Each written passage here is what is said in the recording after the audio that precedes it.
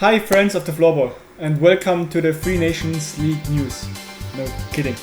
I thought since I've been back in Austria, many guys and also before many guys asked me what I think about where the Nations League would rank up compared to the top leagues and also to the mid-tier leagues where I've been. And I thought it might be a good opportunity now to combine that to a video. Thanks to Honey. And yeah, we will just figure out together what I think where the Nations League would rank up compared to the other European leagues. And I would say let's just jump into it. So here I have all the teams, some a little bit bigger logo. No, I did not find every logo, so excuse me if I just didn't manage to make it perfectly. So we have here the top tier, very good tier, good tier, middle tier, and okay tier. I don't want to say any of the leagues are bad. They're just, in my opinion, top leagues and okay leagues. Just no bad leagues or anyone. Everyone is giving their best, and in every country the sport is different has a different approach basically. So we will figure out what I think, and then you can tell me maybe what you think in the comments or something. And if you have a different opinion, maybe in the future I will also get some guests invited and talk with them about it, because I think it's kind of interesting topic, if you know what I mean. Let's just jump into it with the easy one and also with the first maybe unpopular opinion. I think the SSL is by far the best league in the world, so there's no discussion about it. Pro League and everything. Close behind it there's the F-Liga, and then we have the first discussable thing. So if I think about a league, I don't think about the top teams or the low teams. I think about the middle of the league. It's good that many games are, or for me to discuss about how good a league is mainly about the mid teams. So I never said like, okay, Storwetter or Falun is like very good and they beat everyone else. So that's not my approach.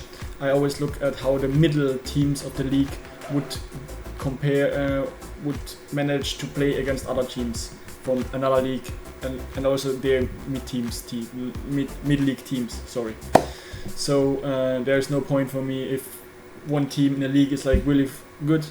Now to the Nations League like Skopje, they would maybe end up higher than I would where I put the Nations League in general. But yeah, it's just one team, so that doesn't make the whole league good. We are talking always about the whole league, in my opinion. And that's why I say here the third best league for me is the Allsvenskan, the second league of Swedish Innebandy. Just because every team can beat every team in this league. That's like really interesting to watch, and also the level is like really good.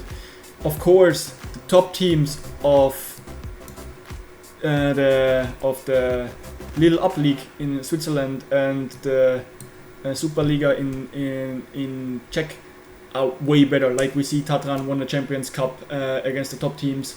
But I think that if you compare the level of Tatran and Zug at the moment, the Swiss champions, they are way above the other teams of the league. So it's a kind of tough to say. Of course, you can also put it like this around, or like this around, or like that around, or however you want. For me, it's like a little bit like that. Like I said again, if I take the whole league, if I just not take one team or so. If I take one team, then of course it would be different. Okay? Yeah. So that's my thinking about it. I wouldn't put any other league next to these five, because I just think this is like above everyone. We could discuss if we put here the second team, the second league of Finland next to them. But I think since Sweden is And don't get me wrong, Finnish floorball is great. I love Finnish. I love Finnish floorball. I love Czech floorball. I love Swiss floorball. But in Sweden, the sport is just so much bigger than everywhere else. That's like, if you have not been to Sweden, you can't comprehend how big it is compared to other regions or other leagues. That's like, it's like football up there. That's like same size, huge arenas, etc., etc.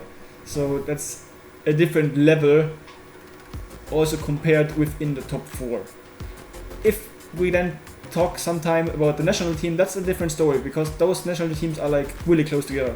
But the league, I just talk about the league system because it's developed for so much and they have such deep player depth, like the Allsvenskan. If we say last year, then I would probably put the Allsvenskan here, because the Allsvenskan were 2 different leagues, so 2 times 12 teams. But now they put both leagues together, and I think this league will be like really interesting to watch, and really on a really good level with every team in the league.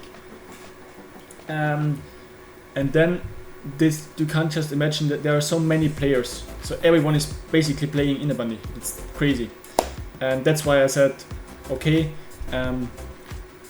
Then next up, of course, okay, I would put Finnish second league right here. For me, a very good league. The top teams can play against the F-Liga teams for sure, and many young guys, like we'll come back later to that, go abroad and bring their good level of Finland to other countries. That's maybe a little bit sad with Swedish Innebandy. They are just basically going to Switzerland and not to any other countries mainly.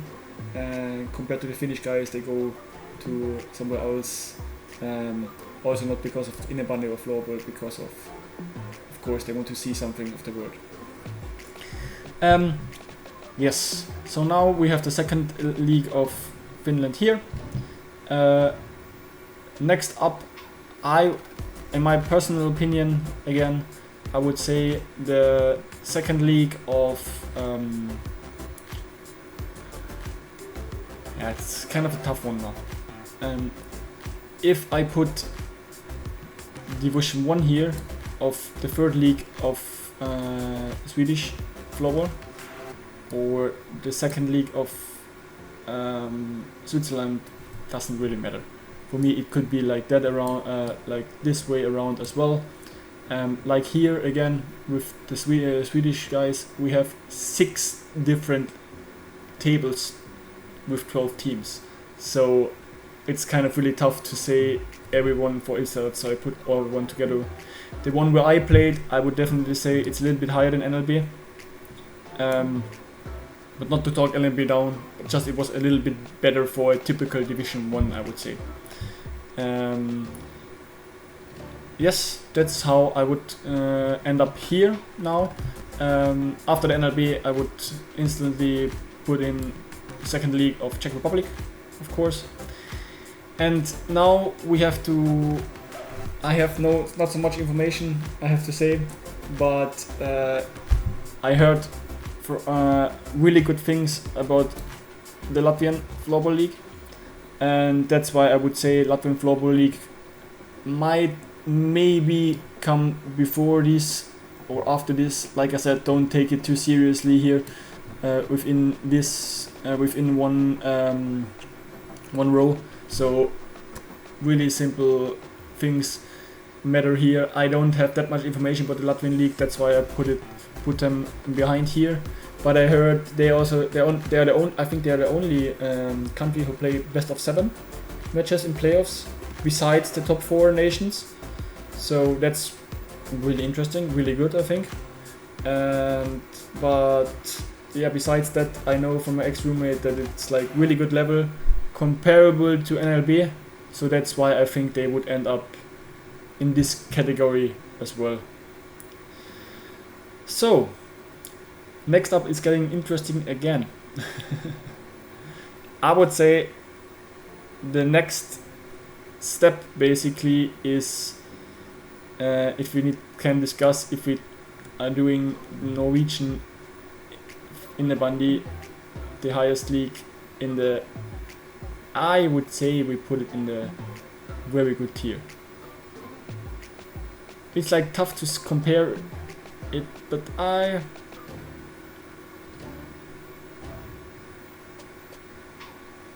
yes, in the end it's like really tough. I can't make something wrong, I think. I would put them here. Just because when I was for a tryout with one of the teams who went up, they were like really good. Also my ex-coach from Sweden is now a coach at one of the top teams, and I looked at the final, and they are basically, the top teams are basically like the ex-Allsvenskan teams, where they were still two separate leagues. Like I said, this changed now from last season to this upcoming season, but yeah, that's like, we will see how they develop, because I think Norway has pretty good level coming from Sweden as well, a pretty good influence, of course, also because of the money. Besides Switzerland in Europe, but I would say I put them right here. And a different thing now is that I personally think we have here two same leagues. I think the Norway teams, the top teams, are a little bit better than the German top teams, but I think also the bottom teams of Norway, of the Norwegian league, are like a little bit below the bottom teams of the German league. I think the German league is pretty compact, if you know what I mean. Sadly, when I was there 3 years ago, it was not the case. But now I think you can also swap them like this. I think it doesn't really matter which way around. I think the top teams in Norway are a little bit better than the top teams in Germany, but I think the German league itself is at least on the same level. Yes. So now I need to think about it again. Now it's getting interesting, because now I don't have that much information for the next few teams. Just for your information, that's Division 2 of Innebandy. I didn't find the logo, so I took the Swedish Innebandy logo. So I think that's Division 2, that's the 4th league. That's 3rd highest of Switzerland. That's 3rd highest of Finland. That's the Latvian Estonian league. Also last year, first time. So really interesting. That's the Estonian league. There's the Danish league. There's the Slovak league. That's the Polish league. Spain, Netherlands, Three Nations League. I would say here it's getting pretty close. I would say next up is probably the Slovakian league. I think the Slovakian league is like really good with Trenčín. Many players are also going to Slovakia, going after play Trenčín to the highest level of the Česká Super League, and also or to the Swiss top league. So tough to say again, but I think that might be the next really good league. Of course, the league is somehow kept because you have big, with the language, big Czech Super League next to it. So yeah, but I think for now it's a good level. Maybe might also be in a very good tier. So I don't know yet. Then we have, in my opinion, the Latvian Estonian league. Not all, I think. I'm not too familiar with this league, just from some friends I played together in Sweden, some Estonian national team players. I think the top Estonian team, Sparta, is playing there, and some decent, good teams of the Latvian league, because the Latvian league is better than the Estonian league. And in general, I would rank this league round about here.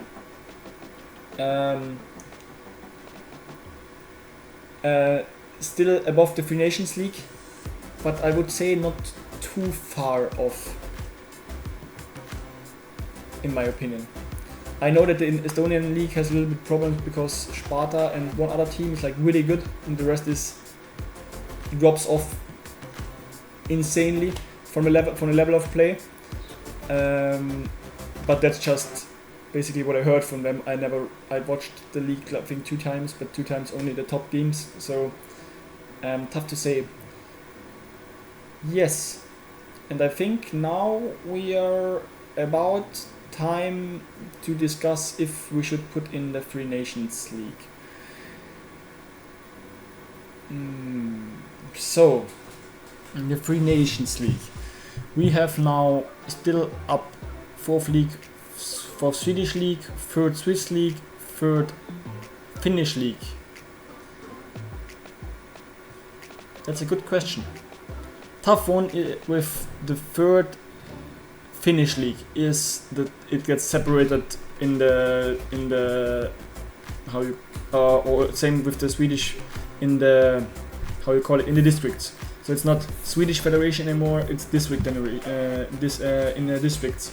So it's like really the level drops from district to district, or it's different from district to district. That's like a tough one. I would say around the middle to good tier. I think roundabout here. I would roundabout here. Let's make that different. We say here middle and here middle to good. I would put the Free Nations League now. Free Nations League is like maybe together with basically I would say with these ones here and with this one here. I think with this it always depends on how high or on what league you look. Like for the first league, that's the 3rd highest in Switzerland. Which group you take, which team you take. I think the level within league is pretty tough. More especially for Swedish and Finnish league. Like the 4th highest from Sweden and the 3rd highest from Finland. So I would say we put it like this.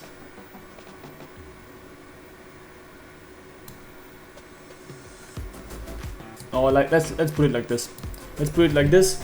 But we also have some upside to the other. Like let's make it like this. So let's say the 4th is better. That's so tough to say. I would say within this tier everyone can beat everyone. And within a tier everyone can beat everyone basically. That's like, of course, when you have this big tier compared to this tier is like tough, but it depends on the district, on which table you take out of the, I don't know how many are in the 4th highest of Sweden, many, because here are already 6, so yes. Then we have the Estonian League. I would say the Estonian League is slightly worse than the Free Nations League for sure, just because they don't have that many teams, and like I said, they have the top team. The top team would dominate the Free Nations League as well, pretty sure about that, but the lower placed teams are just worse than the Free Nations League. So again, no hard feelings to anyone, but that's just my point of view. Next up we have the Danish, Poland, Spain and Netherlands. I would start from the back. I think that the Spain League and the Netherlands League is like not that good. I haven't heard much about it, but I know that the Spain League has not so many teams, and also it's like really not the weather down there to play indoor sports. And Netherlands is just a really small country. Polish League, I would put this as well, like here, and the Danish League I would put here as well. that would be completely different, in my opinion, if we don't have the Free Nations League, but just the Austrian League. Just the Austrian League would be like here. Definitely, 100%. But the Free Nations League together with Skopje Loka or like also Vienna now is like really good, and I think next year the league might even be in the good tier with some good players coming in, I would say. Yeah, that's tough to say to some teams or to some guys, but I think that's round about where the Free Nations League would end up in comparison of the leagues. That doesn't, I don't say that every team of Free Nations League is worse than the 4th highest league in Sweden, but don't get me wrong here. I watched the playoffs, I watched the final match from Division 2 to Division 1 in Sweden, so from the 4th highest to the 3rd highest. And I'm not even Skopje Loka would have won that match. Insane level for a 4th highest level. Don't get me wrong, it's like not like SSL or F Liga, but insane level for a 4th highest division. So not even Skopje, the team who dominates the Free Nations League by far, would have had a chance in that match. And I would also say, if we take Skopje now as a solo team, where Skopje would end up. Maybe Skopje in 2 seasons or so would qualify for the 3rd highest here in Sweden. Yes, but then they would not be long in the 3rd highest in Sweden. Okay, maybe for some fundings and get some new players, but in general, if they stay Skopje like they are now, get me? So yes, that's my point of view at least, or also compared to the German league, which I know pretty well, I would say. Last year, one of the quarterfinals matches was Chemnitz against Holzbütgen, and let's say it like that, Skopje would not have had a chance against either of them, because and there I'm coming back now. What I think so interesting about the Finnish guys is that the Finnish guys of mostly of the 2nd league or also the 3rd highest league go to Germany, for example, and therefore the German league gets so much better. Every team has like some foreign players, which makes the league more interesting. Don't get me wrong, not all foreign players, but just like 3 to 5 players who step up the level within the team again. And that's like basically completely missing in the Free Nations League. That's like in the Free Nations League you have basically no foreign players who come because of the sport. Like the players come because of the sport. Of course they see Germany and they have some time off after school and don't need to think about if they're going to study or something. But that system you don't have.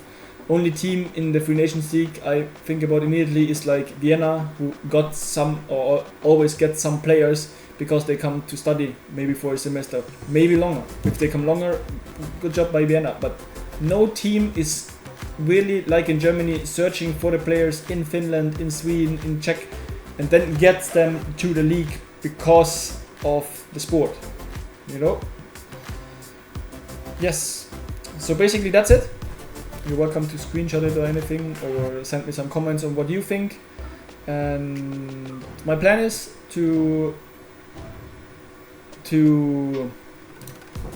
so basically what I like to do now is to make some news every week about the Free Nations League, to get it closer to you, closer to everyone outside of the Free Nations League. Next week I'm planning on doing something about every team and how I think the league will end up with the results at the end of the season. It will be pretty interesting to know what team make what transfers and if there are any new players in the league. So hope you enjoyed the video and see you for the next news of the Free Nations League. See you, bye!